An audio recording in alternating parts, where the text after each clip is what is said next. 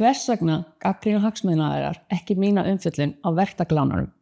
Í janúar þá setti ég út þáttaröð þar sem ég var að gagnrýna verktakalánin og ég fór í 3 útvarpsviðtöl vegna þessa máls. Og hvað gerðist í kjölfarið? Það gerðist nákvæmlega ekkert. Það steig engin hagsmunaaðili fram og sagði ég rangt fyrir mér. Eins og ég ítrekað að biðja um. Ég basically bara að segja, ég vil að einhver komi og sýni fram og ég hafi rangt fyrir mér.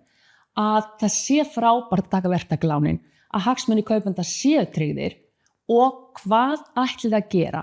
Ef það ekki hægt að endurfjármagna lánin eftir 10 ár, hvað verður kaupenduna?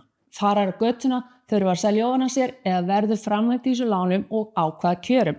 Og það aðalega 20 síða gagnrýna. Það endurfjármagnaleiðin og síðan skilmálar verktakalánum sem eru upp á 10 blaðsíðna, illskiljanlegir fyrir venjulegt fólk og meira segja fastingssala með 23 ára reynslu. Þannig að mig langar að skora hagsmunaaðila. Eina ferðin enn, sýnið fram á ég hafi rangt fyrir mér. Stígið fram, komið fram með planið og sýnið fram á hvernig hagsmunir kaupanda eru tryggðir en það sé ekki verið að skítaredda verktökum með að selja vöru sem var ekki verið að selja og þeir fá fjármagn inn í sín framtíðarverkefni.